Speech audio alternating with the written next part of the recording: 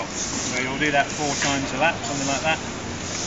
Neutral, come into the pits, anywhere from 3rd gear downwards, push neutral, go straight to neutral. KERS harvesting, basically that decides how quickly you're recharging the battery under braking. So you have 12 different modes. Why would you have a different mode? Because if you recharge the battery more, then obviously you will have a positive more power at the end of the lap. If you recharge less, you'll have less power at the end of the lap, and you have to balance it so you don't blow it. Yeah, so you don't run out of battery basically. So you have to balance it so that you're boosting as much, you're recovering as much as you're boosting.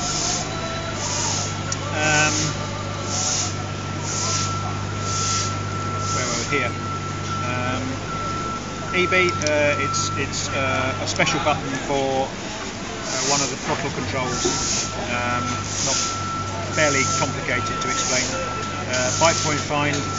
You hear them do that on the grid or sometimes down the pit lane when they're just coasting along. Basically the clutch comes to close to engagement, starts to develop some drive shaft torque, and then the gearbox understands, okay, that's where the bike point is, then it releases the clutch again, the driver carries on. It's called a bike point find. Brake balance just brings up the brake balance displayed on there. Reverse goes to reverse, shield over it so that you can't push it very easily in case. Mixture, obviously engine mixture, rich or lean, saving fuel or using fuel. Bike point, you can, so based on that bike point find, will then decide to move the bike point closer or move the bike point further away.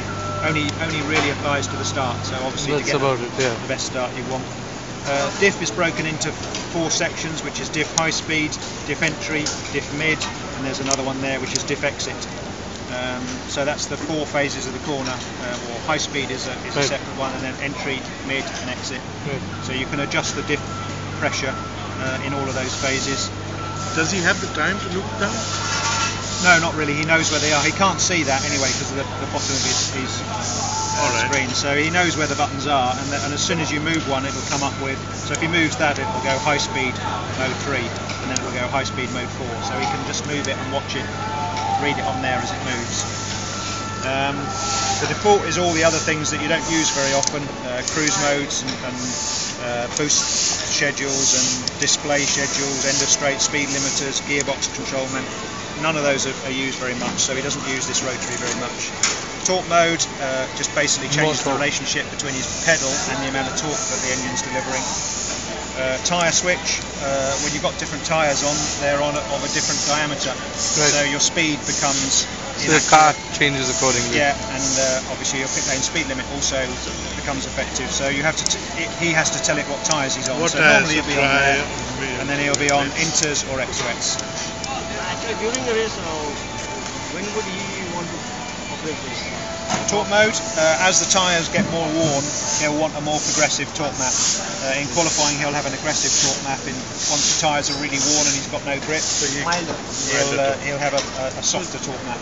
He's got one for removing and one is the pedal, right? So upshift, downshift. Upshift, downshift. The torque comes in when you want power. So 2 clutches. So in case he spins out. What's the middle one? Middle one's called a magic paddle. Magic paddle. And it's magic. Pit confirmed, so if we call him in to the pits at the end during the race, he pushes that, it appears on the data telemetry, it also appears on the top of the garages and on top of all the pods, so that the mechanics know that one driver. So if Michael pushes this one, there'll be a big blue light comes on, and they'll all know that Michael's on his way in. If Nico pushes it, there'll be a big red light that comes on, they all know that Nico's on his way in. Can't photograph that side. Okay. Pit lane limiter, obviously push that. The car does 60 kilometres down the pit lane or 100 kilometres in the race. Diff mid, and then as I say, upshift, downshift, clutch, and magic. So, got 2 more. I think that is the overtake button, which goes back to optimum mixture. So if you're in mix 8 or 7, which is just saving fuel, you can go back to optimum mixture just for the straights if you're defending yourself from someone else. And that, I think, is a driver drink button. I'm not sure. So it's juice. Yeah. Oh, so he can't suck it up with, just by pulling the straw. Yeah, the G-force doesn't There are only 2 foot pedals. Yeah, brake, Throttle and brake. brake and throttle, yeah. But the clutch is there for launch? No, No clutch he's for got launch. clutch is here. No. Okay. That's brilliant. Steering wheel for you. So clutch is all that he uses only for launch. Only for long. He'll never use it again. No. Well, he uses it in the pit stop, obviously. Yeah, Every because time the car stops. At that speed to go clutch and Yeah. No. There's no way to do that. shift. He's got a dog box. Yes, and scenes of life, but it's getting a bit torn up. So you guys use the same steering wheel? They're not quite the same. Nico's has got different buttons on it. Okay. They're all soft configured, so you can change the configuration of this just with a laptop. There's three Intel processors in that wheel. So Thank you. Thank you. Send it to me, I'll put it